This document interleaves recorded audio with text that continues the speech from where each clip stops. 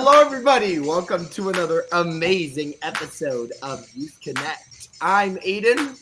Hi, I'm Kevin. Hi, I'm Joshua. I'm Nibras. Hi, I'm Logan. Hi, I'm Jeffrey. And welcome to our Youth Connect. I am so excited for this awesome episode of Youth Connect. And I bet you're wondering, who in the world is this person named Logan? Well, we have another amazing member to add to our Youth Connect team, so it's going to be pretty exciting. I won't tell you what he's going to share because it makes it a little bit more interesting to find out what is this Logan person going to share. But hello, everybody. Welcome to another awesome episode of Youth Connect.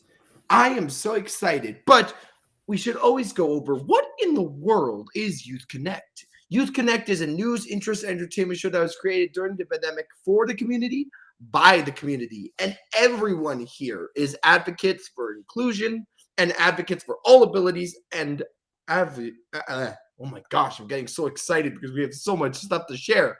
But everybody here, whether they be broadcasters, entertainers, musicians, they have a whole bunch of stuff that they're going to share with you today that I know that you are absolutely gonna love. Anyways, though, you've met my other co-hosts. We got Kevin, we got Joshua, we got Nibras, and we got Jeffrey, but we also have Logan. But first up, we always have to start off with some gaming news.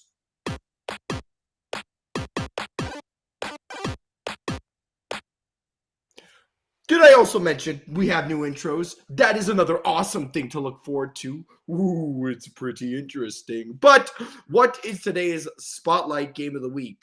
I should first say, what is Spotlight Game of the Week? Well, it's basically a game that's either coming out, has been released, or is an old classic.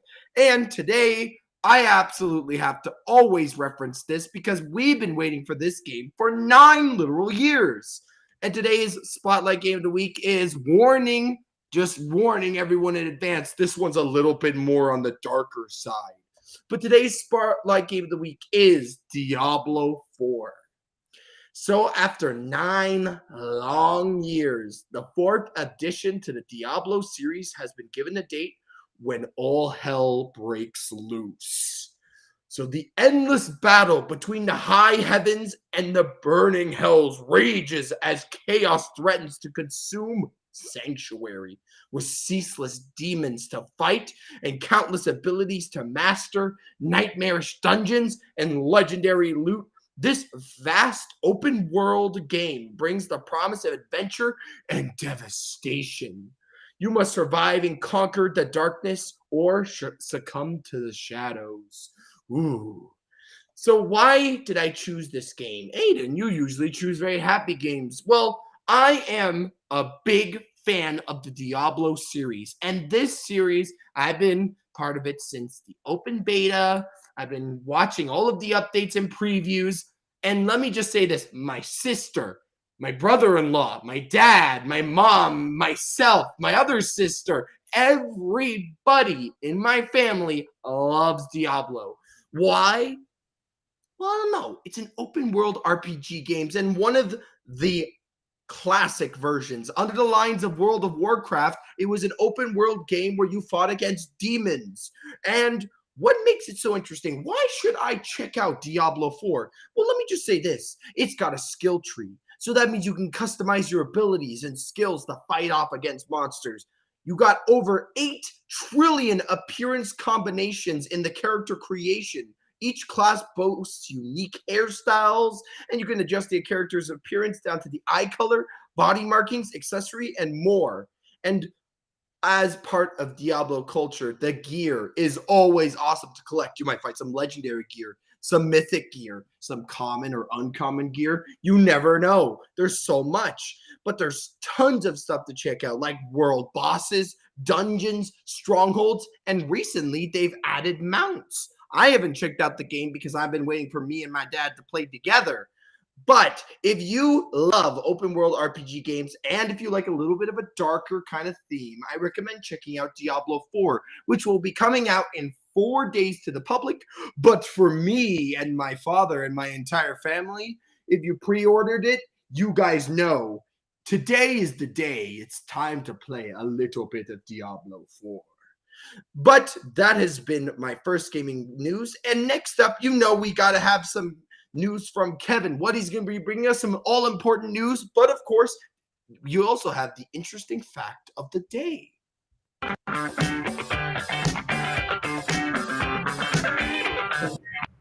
Hello, everyone. Welcome to Youth Connect with me, Kevin Aruja. For now, let's go to their headlines. The Toronto Maple Leaf hired Brad Treliving as team's new GM. Saunders released transit plan as security threat upends planned mayoral debate. Toronto Multiplex policy aimed at boosting housing welcomes by observers. And Olympic sports leaders amid certain uncertainty over Russians competing at 2024 Paris Games. Brad Treliving has a new gig, and the Maple Leaf has a new plan. Treliving was named Toronto's general manager on Wednesday, less than 2 weeks after a jaw-dropping chain of events led to the firing of Kyle Dubas. The 53-year-old Treliving after the Calgary Flames in April following 9 seasons that include 5 playoff appearances and 2 100-point campaigns. Treliving joins the Leafs at a crucial juncture at the wake of Shanahan's stunning Dubas dismissed on May 19th. The original Six franchise, whose Stanley Cup drought stands at 56 painful years, won a playoff series for the first time in nearly 2 decades when a victory over the Tampa Bay Lightning this spring, but then bowed out to the Florida Panthers. Treliving is the third GM, joining Dubas and Hall of Famer Lou Lamoriello, hired in Toronto by Shanahan, who was so-called Shana Plan, aimed at getting the Stories franchise back to its feet when he came on board in 2014, has seen unparalleled regular season success, but just a solitary series victory in 8 attempts. The NHL draft is set for the end of June in Nashville, and the Leafs have 12 roster players at prime to hit the free agent market at noon ET on Canada Day. A planned Toronto mayoral debate was upended Thursday by a threat against the candidate hours earlier. While the disruption stole attention from the mayoral race on Thursday, candidates nevertheless released a few promises about what they would do if elected. Mayoral candidate Mark Saunders laid out his transit plan on Thursday, promising to speed up construction of the Scarborough subway extension to connect the Shepherd Line, which is Line 4, to Shepherd West Station and to McCowan Road, and to extend the Ontario Line north through Shepherd Avenue. Candidates are also beginning rolling out their signs on Thursday, the first day they were able to do so. While Thursday's debate was cancelled, the candidates have a lively debate on TMU a night earlier, which saw most of them other candidates hammer Olivia Chow on how high she might raise property tax. There are several more debates scheduled after candidates head to the polls on June 26. A new policy allowing single-family homes to be converted into low-rise multiplexes in Toronto is being hailed by observers as a welcome move, although experts warned won't make housing more affordable in Canada's most populous city right away. Toronto councillors voted in May to amend a zoning bylaw to allow up to 4 residential units in a multiplex with the aim of increasing housing supply to meet skyrocketing demand. The move could transform up to 70% of what's known in the city's Yellow Belt, where only one single-family dwelling per lot was previously permitted. Experts said the change has a potential to address a severe housing shortage, but cautioned that it may not be tackle housing unaffordability, at least in the short term.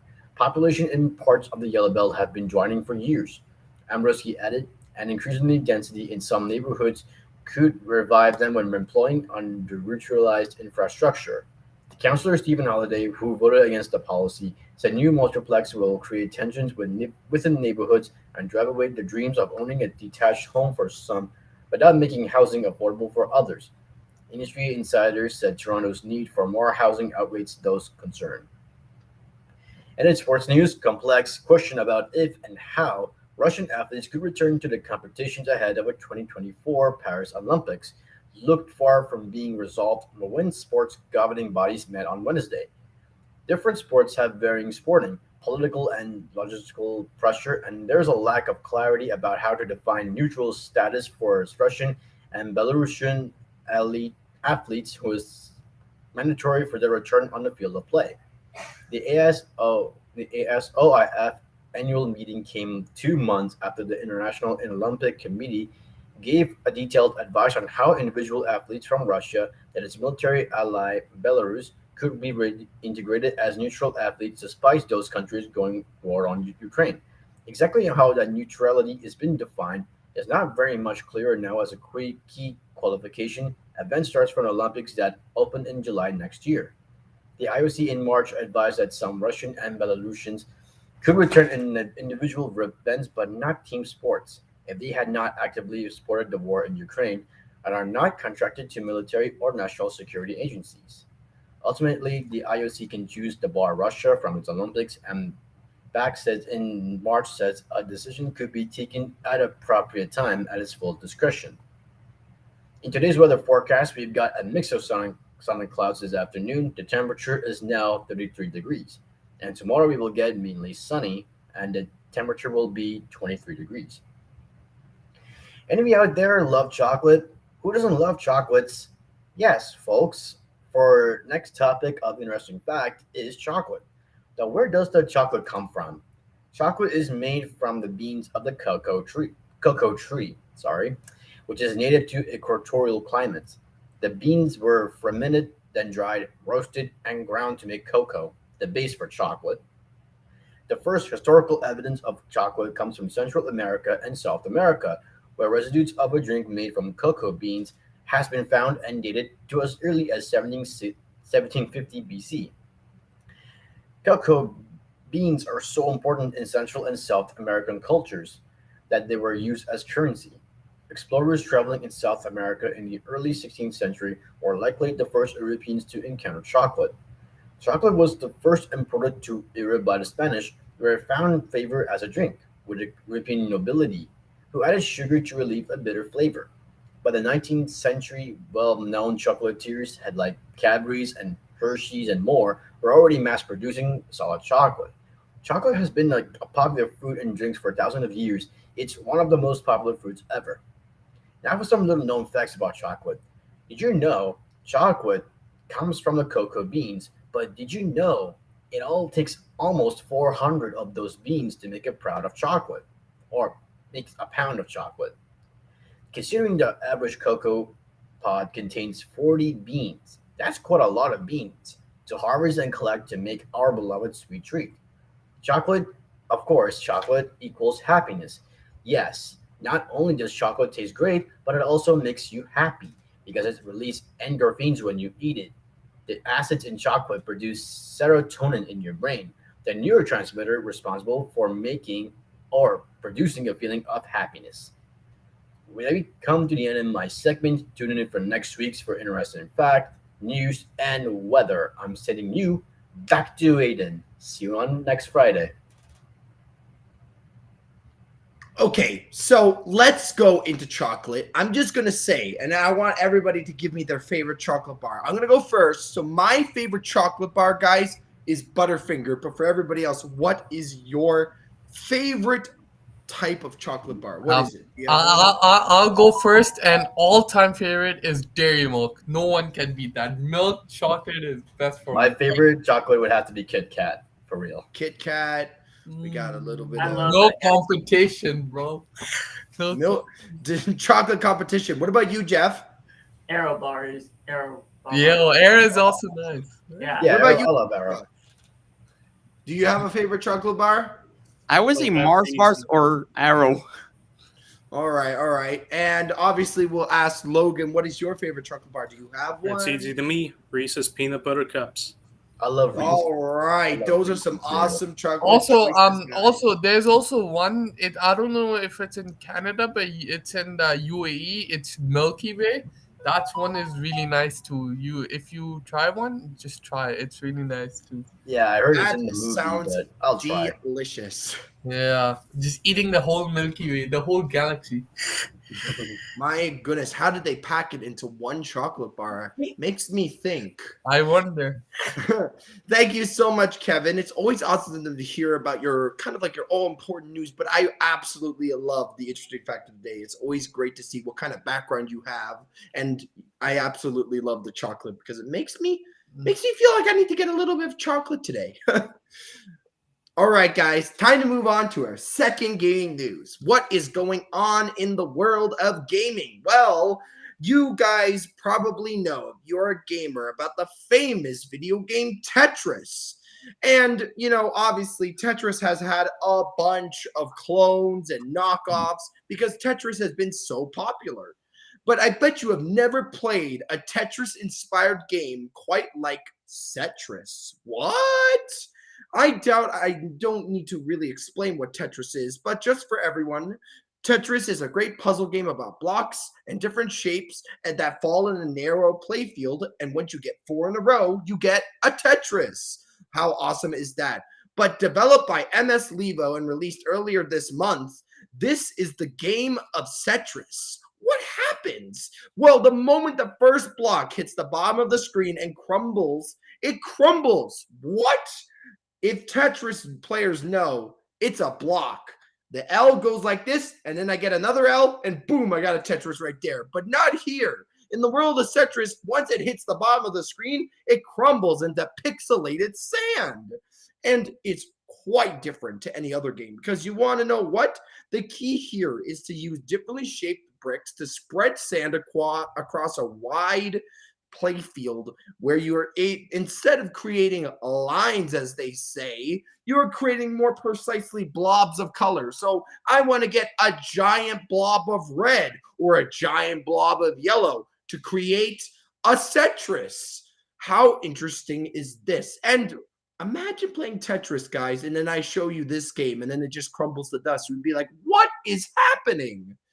But this game is quite interesting and is definitely something you should check out if you have a PC. I'm going to be checking it out because honestly, I love Tetris. I have it on my old Game Boy. I play it every once in a while to test my brain. But Tetris looks a little bit more interesting and might require a little bit more of a thinking process. But this has been my second gaming news. And next up, we have Joshua with some good story news and, of course, your very favorite animal news.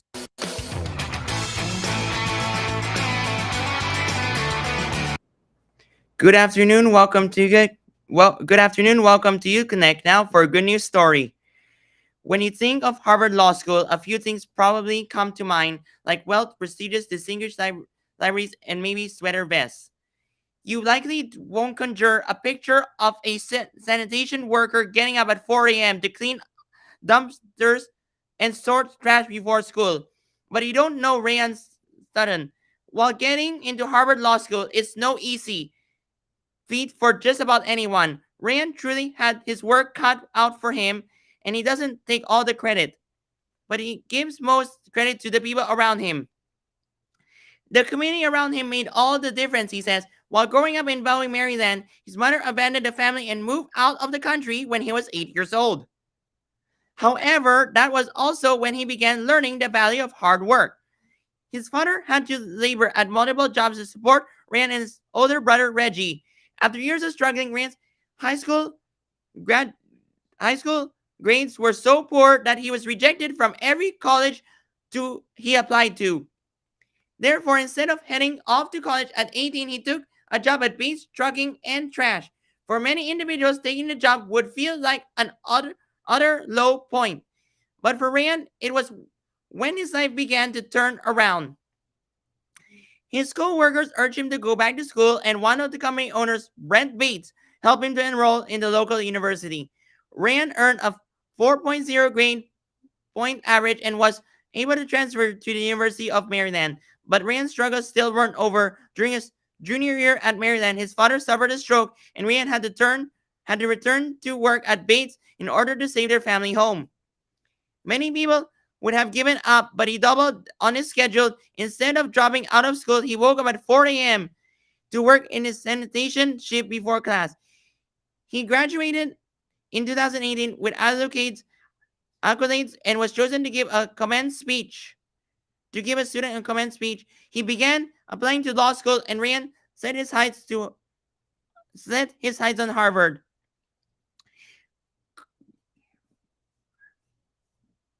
Carmi McCook, a communication coach who calls him her prodigy, started a GoFundMe page to help him with the cost of going to law school. The initial goal was $75,000, but it surged to over $185,000 in donations. When it came time to finally hear the news, whether Harvard had accepted him or not, their reaction was definitely pure joy. While most people heading to Harvard Law have the grades and the financial support, Ryan just had his own painful story to stand on, the same story that makes him an inspiration. Now, 3 years later, he has finally reached the end of a long road and graduated from Harvard Law and continues to give back to the community. Now for another good news story.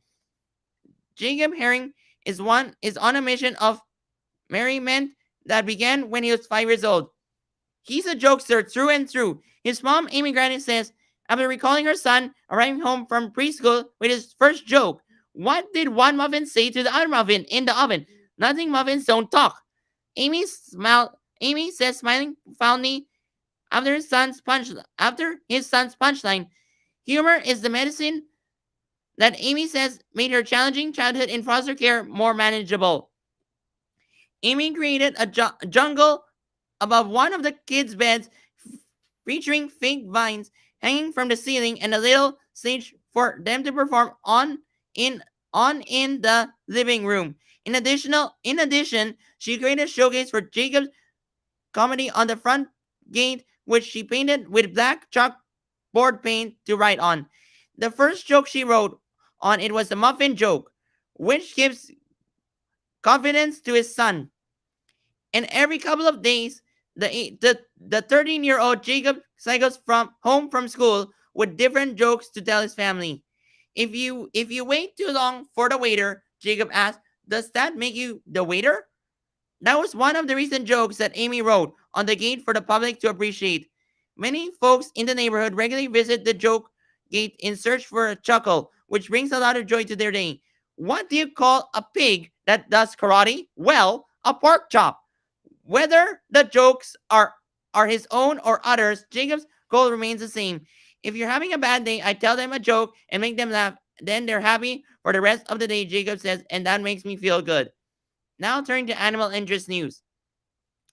Although the little pink piano couldn't be further from Carnegie Hall, one wonders if the anticipation of its upcoming concert at the Beacon Hill Children's Farm feels just as momentous. They have discovered music, Claudia Loop smiles, playing random notes on the toy instrument they love to play. When Claudia, the farm manager, says she's referring to a trio of miniature pinks whose names are Poppy, Petunia, and Punk. A little girl donated her piano to us, Claudia recalls. The little pink piano's first player no doubt set high standards for performance before graciously offering their instrument to the chickens in the farm. However, Claudia finally decided to pair the little pink piano with players who had more potential. Pinks are some of the smartest animals, Claudia says. Pinks regularly rank in the top 5 on the list of the world's smartest animals and are said to have the intelligence of 3-year-old human and are more trainable than dogs. Claudia says they put their little noses on the piano and seem to like the note that makes it that it makes noise. And it seemed to like the idea that it makes sounds. As Poppy, Petunia, and Punk, who have grown into teenagers, the sisters' musical tests have evolved with them. It's Risa, I would say, Claudia laughs, and as the Pinks pound on the keys with gusto, while the Pink's performance is certainly more rock, the little piano seems to be tickled pink. I think the piano is happy to be played and happy being an active part of the farm, Claudia smiles, because no matter which animal is performing the soundtrack to Smiles, the little pink piano ensures they're hitting all the right notes. This is Josh's show reporting for Youth Connect. That's it for me. Now, I'll send it back to you, Aiden. Joshua, I just want to say we've received so many comments about how many people love and need your good story and animal news. There's so much stuff happening in our world that sometimes is a little bit complicated. And you know what? Having this good story news is very helpful for some, and we really appreciate it. I really appreciate it. So thank you so much. And to keep the train moving, I want to say thank you, Joshua. But next up, we have Nibras with some entertainment and podcast news.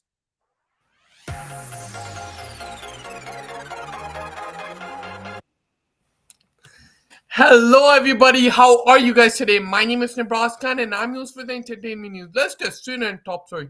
And our top story is about. But first, just to let you know, I'm having a sore throat and just fever, so just hold on. So the Marvel Cinematic Universe is about to do the impossible. Make a fourth movie in a single Spider-Man series. Yes. And in entertainment with variety, Spider-Man Across the Spider-Verse producer Amy Pascal confirmed several Spider-Man centric projects in development. These include a spin-off of centered on Haley Steinfeld, Spider-Woman aka Spider-Gwen, and a live-action Miles Morales movie. Pascal did not provide more details on the details such as whether it would be an MCU project or stand on its own universe like Venom or Morbius. On the Spider-Woman movie, Pascal said it's arriving sooner than you expect. But a third project Pascal mentioned will turn a lot of heads. Fourth movie in the MCU Spider-Man series, starring Tom Holland and Zendaya. Are we going to make another movie? Of course we are, the producer said, before adding that the ongoing Writers Guild of America strike has stalled progress. So they're having a strike. So we are in process, but the writers strike. Nobody is working during the strike, Pascal said. We all being supporters, and whenever they get themselves together, we'll get it started. In 2012, Sony rebooted the franchise with Andrew Garfield. The era lasted just two movies before the lukewarm box office of both films compelled Sony to work with Marvel Studios on a second reboot. Or I should say third. It's a third reboot. With Spider-Man joining the Marvel Cinematic Universe, the Tom Holland era of Spidey has spawned three movies in Spider-Man: Homecoming, 2017 Spider-Man Far From Home, 2019 is Spider-Man No Way Home, 2021, as you all know, plus appearances in ensemble movies. With Holland series set to continue and the animated Spider-Verse series, two movies deep and to rise, the superhero has finally found some cinematic stability. Holland could be the first actor to get the superhero into the fourth movie. Oh my god! And if you don't know, there's a thing called the fourth movie, which is, as you know, the first one, the Spider-Man, Tobey Maguire did three movies. They couldn't do the fourth one. Andrew Garfield couldn't do the he did the two movies, couldn't do the third one, and now it's Tom Holland. He had three movies. Can he do the fourth one? If he does, it will break records because there has no Spider-Man movie that has four movies, right? So yeah, so we are my brothers and I from since Tobey Maguire, and we are Spider-Man fans as all of you are, and just it's amazing, right? Just day by day, we are hoping Spider-Man 4 happens, and we are going to watch it, hopefully.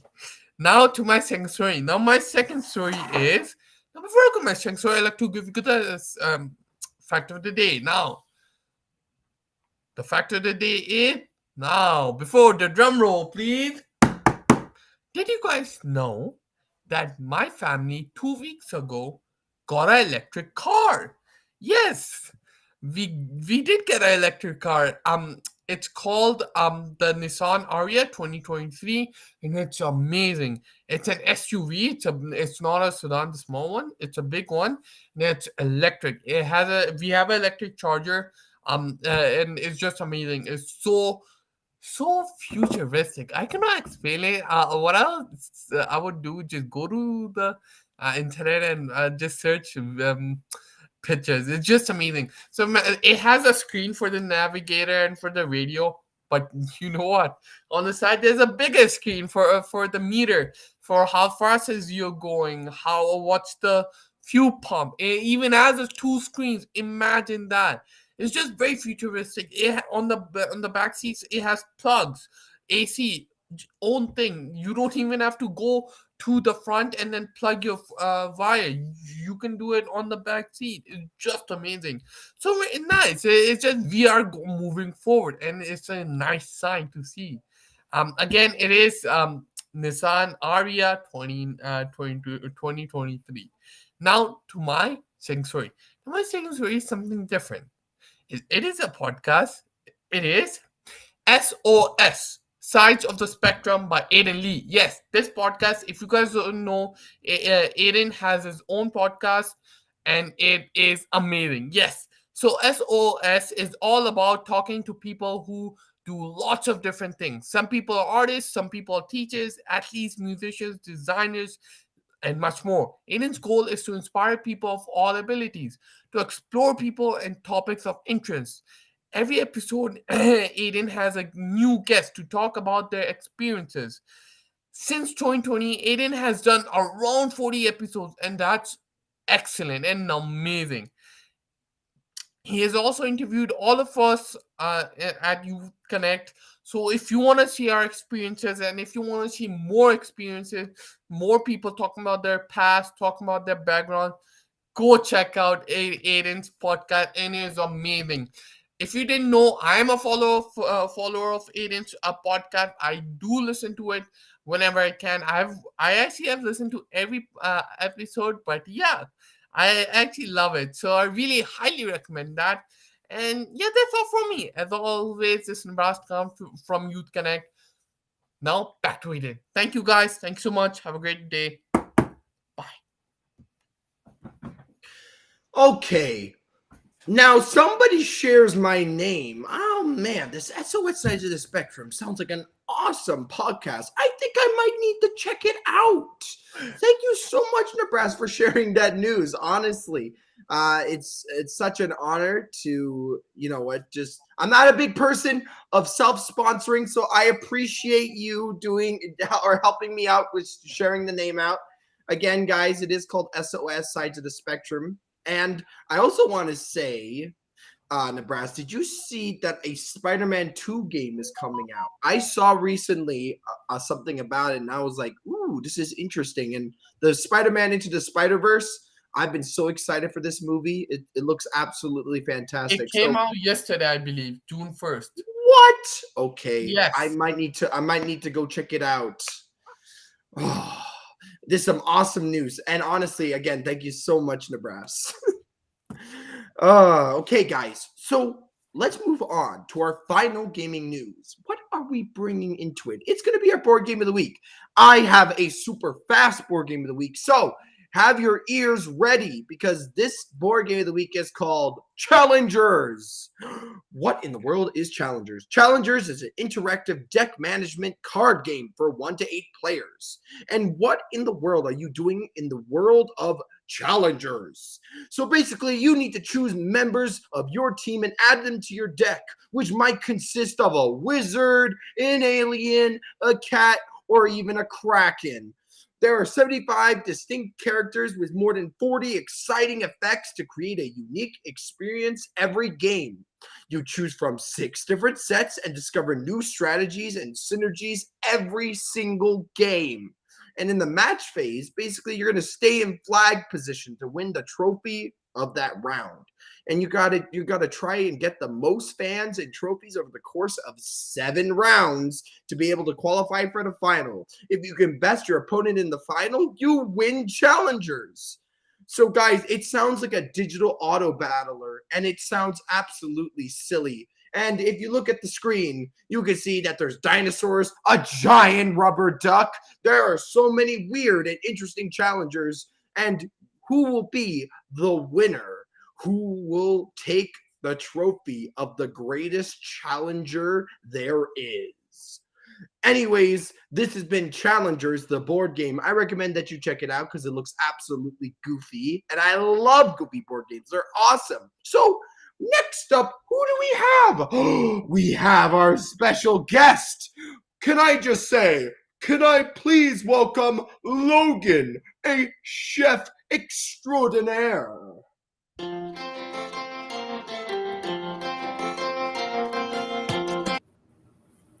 Thank you for having me on, Aiden. So my name is Logan Brown, and I am a student at Humber College. Now, we're all comfortably getting into the summer month, and we're all trying to find ways to beat the heat.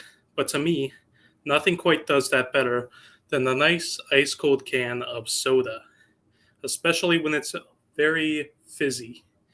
And that got me wondering, what's all this fizz about? Like, how do these companies put the fizz into these drinks? So today I'd like to introduce the science of carbonation. Now, I'm sure we've all tried soda before, and we all know what it feels like to drink it. Like the first time I ever drank soda, I was like, whoa, what is this? Why is it burning my mouth? What is this, spicy water? But no, it's not spice. It is the result of carbonation.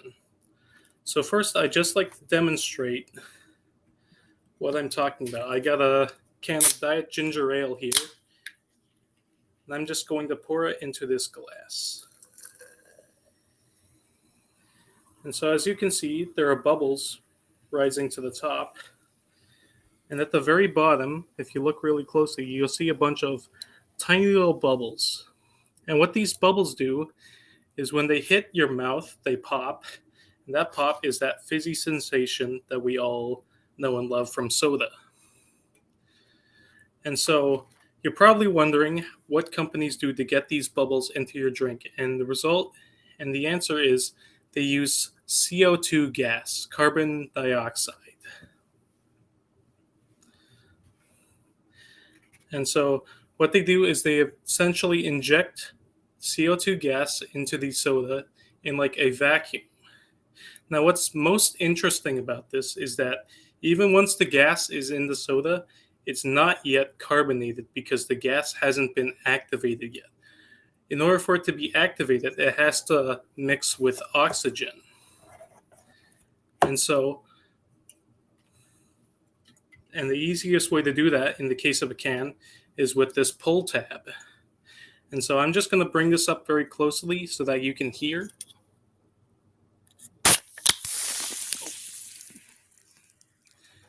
And so I'm sure you all heard that fizzing sound as I just opened the can. And that was the result of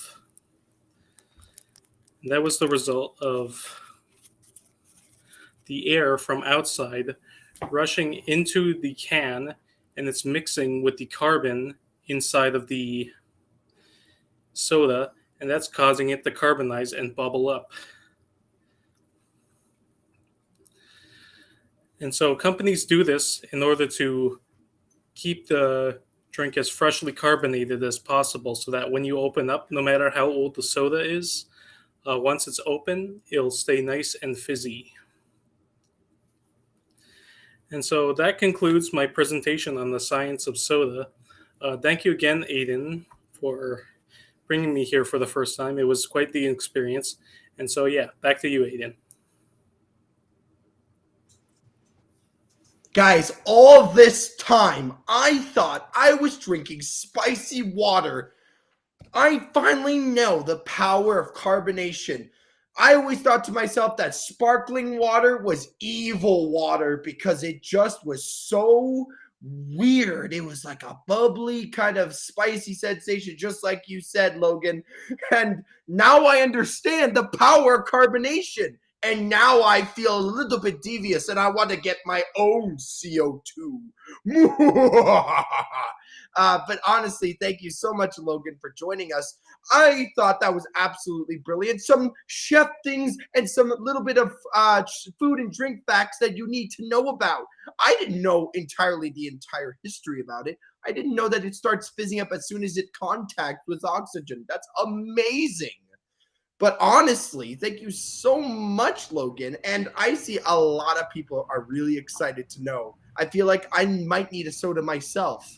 I think I might get a Coca-Cola just after the show. But Same. who's up Same next? here. We always have to know there's one person. Who could it be? I know who it is. It's Jeffrey with his live music.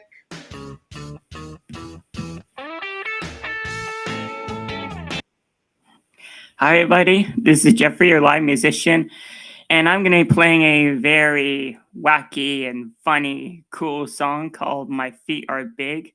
Now, if you thought the one about fish named Jerry was wacky, well, this one's even better. More ridiculous, I think. It's got a cool wiggle to it, so hope you like it.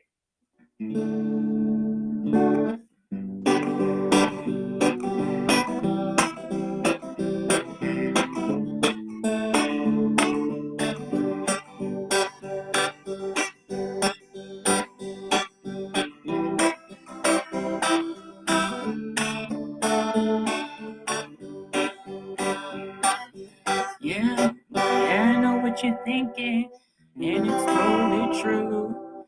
My feet are response of my heart, my love for you. Giant size 14, that's why I have extra wide boots that can sail on waves. Ugliest thing you ever seen, 10 pinky toes all wiggling cute. People say they're smelly, that you want them close. But I'll tell you one thing, I'll tell them, don't tell them both. One thing for sure, these are the feet of mine who climb across the desert. Even sped up time, swim through the ocean. Ninja kicked the Herbert, so they all moaned in.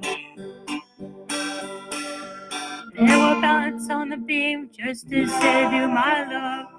Why? Because I love you so much. Stay, take a moment, look down at your feet, amid the shape.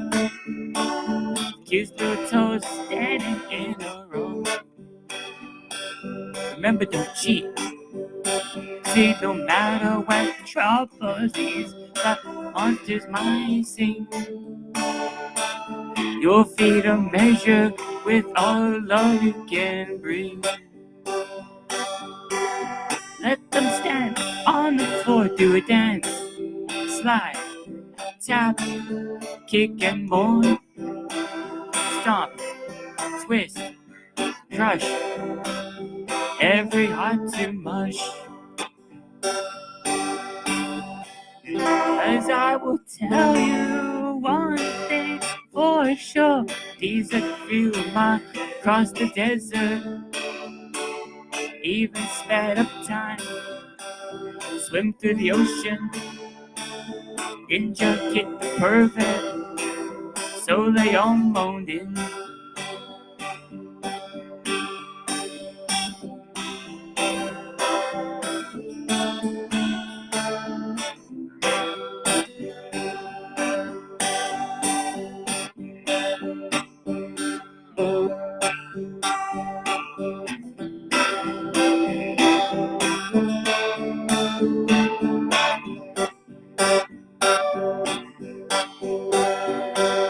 Stay, take a moment, look down at your feet, let the shape. Cute little toes are standing in a row. Remember, don't cheat. See, no matter what troubles the flies monsters might sing, feel the measure with all the love you can bring. Let them stand on the floor, do a dance, slide, tap, kick and move, stomp, twist and crush, every heart to mush. But I would tell you it's a one thing, two done thing for sure. These are the feet of mine, climb across the desert. Even spend of time swim through the ocean. Ninja kick pervert, so they all moaned in. They will balance on the beam just to say my love. Why? Because I love you so much. One more time. One thing for sure, these are feet of mine. Climb across the desert, even spend time. Swim through the ocean, ninja kick perfect, so they all moaned in. Even spend of time, swim through the ocean, ninja kick the pervert, so they all moaned in. Yeah, we'll balance on the beam just to say you my love. Why? Because I love you so much. Thank you guys so much. This is Jeffrey, you live musician. I'll see you all next week. And make sure to check out my website, jeffreyandcommand.com. And it's back to you, Aiden. Bye, everyone. You know what, Jeff? You always bring such a smile to my face and everybody that listens to your amazing songs. I absolutely love this song. The beat was fantastic. It made me a little bit, it made me boogie a little bit. But as our live musician, I feel like having these live songs that you've created, which are unique and special, it's just awesome to hear. And it's always that amazing cherry on top of our Youth Connect. So thank you so much, Jeffrey. But on the end of that, guys, we have reached the end of our Youth Connect. Make sure to like, comment, and subscribe. And don't forget to click the notification bell. I just want to say, just before we end, thank you so much, Jeff. Thank you so much, Nibras. Thank you so much, Jeff. Thank you so much for joining us. And thank you, Logan. so much, Logan, for being our special Thank you, guest. Josh. It's absolutely brilliant. So I'm going to say it again. Joshua, Jeffrey, Nibras, Logan, and you, Kevin. I absolutely loved it. And guys, we will see you all next time. Have a great weekend, guys, and catch you later. Goodbye. Bye, guys. Bye. Bye.